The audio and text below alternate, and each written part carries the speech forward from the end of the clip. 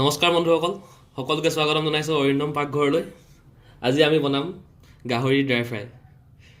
গাহৰি dry fry বনাবলৈ আমাক প্ৰথমে লাগিব বইল কৰা গাহৰি, পিঁয়াজ, বিলাহী, তেজপাত আৰু এইখিনি পিঁয়াজ এইখিনি সৰু সৰুকৈ কাটিব। এইখিনি লাগিব আমাক তেল দিয়াৰ পিছত দিবলৈ, আৰু প্ৰথমে যোনখিনি দেখাইছিলোঁ ডাঙৰ ডাঙৰকৈ কটাখিনি সেইখিনি লাগিব আমাক লাষ্টত দিবলৈ। আদা, নহৰু, হালধি পাউডাৰ 1 চামুচ, জালুকৰ গুড়ি 1 চামুচ। 1 চামুচ নহ'লেও হ'ব, আধা চামুচ হ'লেও হ'ব। কেৰাহী গৰম হৈ গৈছে, এতিয়া আমি ইয়াত দিম তেল। ড্ৰাই ফ্ৰাই বনাবলৈ অলপ তেলটো বেছিকৈ দিব লাগে। বন্ধুসকল, তেল গৰম হৈ গৈছে, এতিয়া আমি ইয়াত দিম নহৰু আৰু আদা, আৰু ইয়াত তেজপাতখিনি দি দিম। ইয়াত অলপ সিজাই ল'ম। গেছটো মিডিয়াম ফ্লেম কৰি দিব।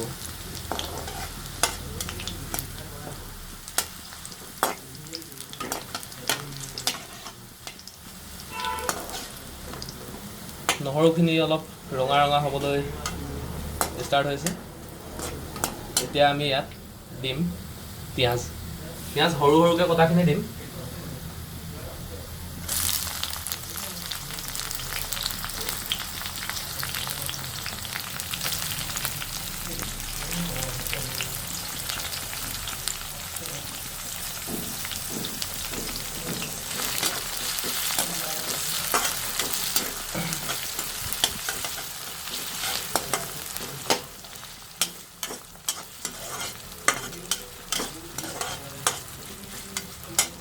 এতিয়া আমি পিঁয়াজখিনি অলপ সিজিবলৈ মিডিয়াম ফ্লেমত থৈ দিম।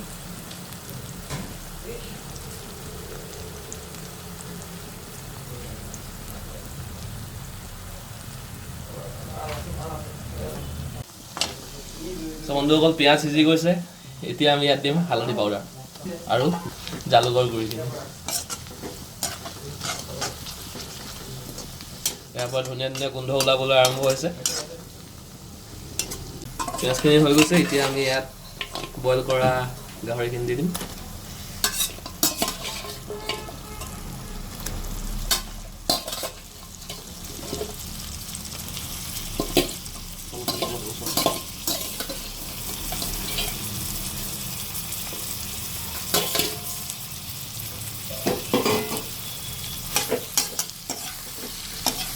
এতিয়া ভালদৰে লৰাই দিম।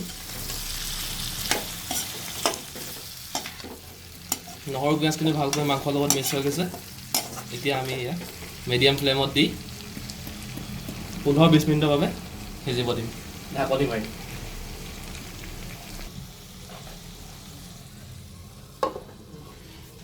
আজিৰ ৰেচিপিটো মোৰ বন্ধু দেৱৰঞ্জন চাংমাইৰ অনুৰোধত বনোৱা হৈছে। মোক তেওঁৰ ৰুমলৈ আজি মাতি আনিলে গাহৰি মাংস বনাবৰ বাবে। আৰু এটা চেনেল আছে যাযাবৰী ৰঞ্জন বুলি, আপোনালোকে তেওঁৰ চেনেলটো চাব, ভাল পালে লাইক কৰিব, শ্বেয়াৰ কৰিব ভিডিঅ'বিলাক, আৰু ছাবস্ক্ৰাইব কৰিবলৈ নাপাহৰিব। এতিয়ালৈকে 20 মিনিট হৈ গৈছে, আমি ইয়াতে চাওঁ। মাংসখিনিৰ পৰা তেল ওলালে, এতিয়া আমি ইয়াত নিমখ দি দিম।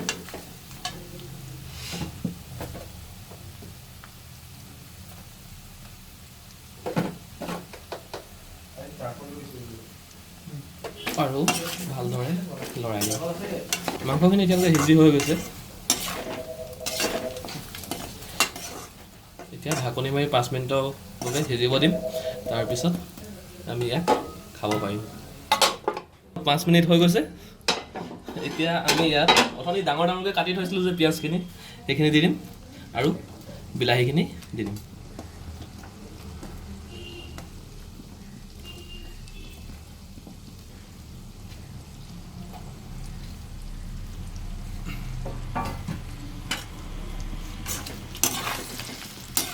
ভালদৰে লৰাই দিম। ভালদৰে মিহলি হৈ গৈছে।